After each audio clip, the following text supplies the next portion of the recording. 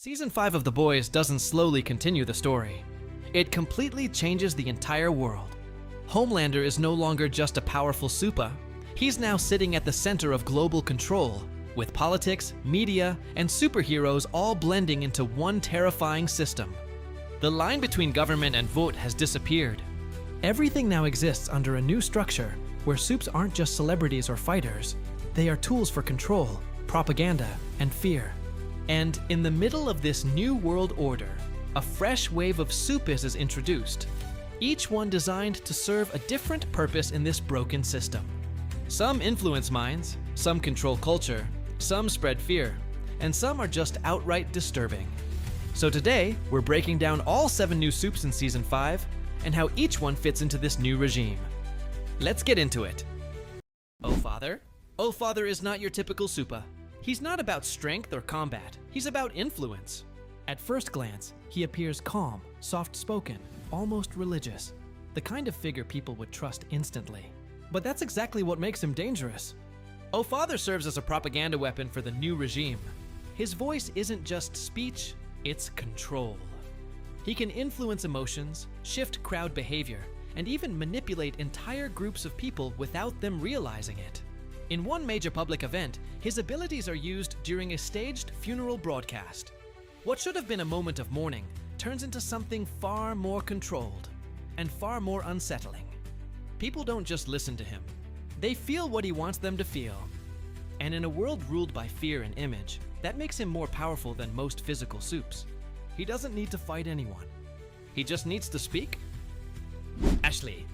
Ashley's transformation is one of the most disturbing changes in Season 5. After injecting Compound V, she doesn't just gain powers, she becomes something entirely different. Her ability is mind reading.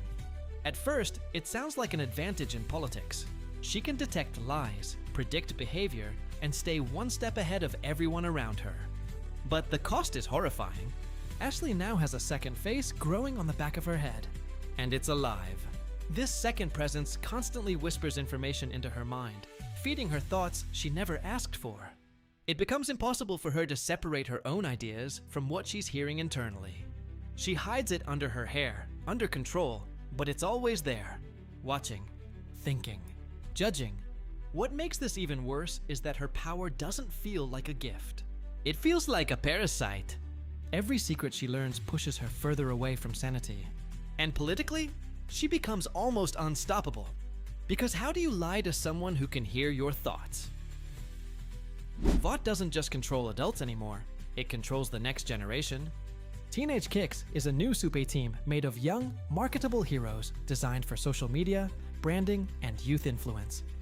They're not just superheroes, they're influencers with powers. Each member is carefully built for audience engagement, merchandise, and digital control. They livestream, promote products, and maintain public images while secretly enforcing Vaught's agenda. But underneath the branding, they are far more dangerous. They are used for surveillance, suppression, and eliminating dissent among younger populations. Basically, if the older Supes control fear, Teenage Kicks controls culture. Shaline is one of the most unusual members of the team.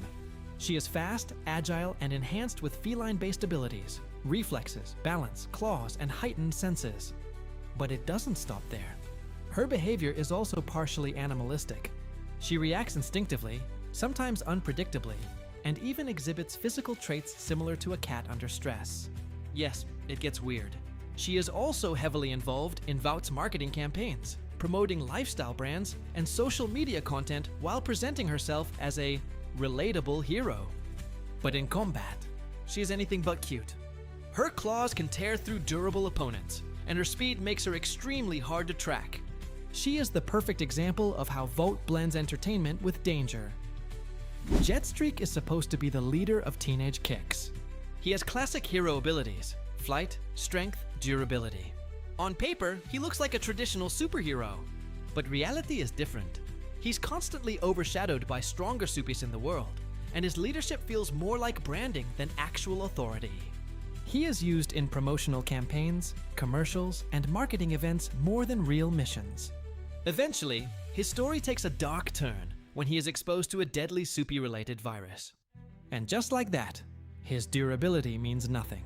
He dies almost instantly, a brutal reminder that in this universe, even heroes are disposable. Rockhard is exactly what his name suggests, a living tank. His body is made of near-indestructible rock-like material, giving him extreme durability and strength. He is nearly impossible to damage with conventional weapons. But his abilities don't stop at defense. He can generate molten material from his body, shaping it into structures, weapons, and defensive formations. Yes, it's as chaotic as it sounds. He uses his body like a living fortress.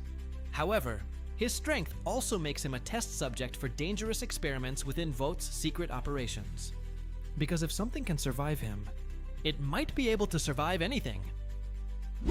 Countess Crow brings something rare into this world. A conscience. She has the ability to control crows, using them for surveillance, attacks, and tracking targets across large distances. She is also deeply involved in Vought's marketing machine, presenting a gothic, stylish persona to the public. But unlike the others, she begins to question everything. She sees the corruption. She sees the manipulation. And slowly, she starts to distance herself from the system she works for.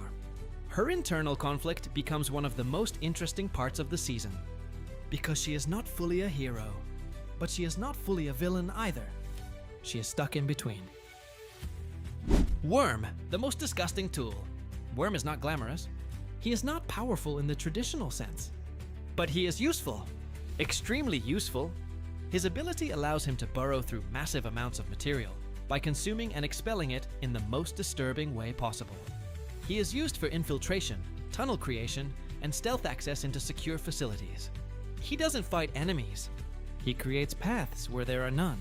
He is proof that in this world, even the most disgusting abilities can become strategic weapons. Season 5 isn't just introducing new characters. It's expanding the entire idea of what Supes represent. They are no longer just superheroes. They are political tools, marketing products, weapons of control. Each of these new Supes reflects a different part of society: religion, media, youth culture, politics, fear, and entertainment. And together, they form a system that feels more powerful than any individual character.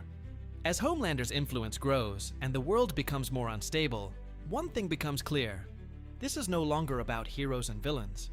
It's about control, and nobody is truly safe anymore. So that's the full breakdown of all 7 new Supes in Season 5. Now I want to know your thoughts.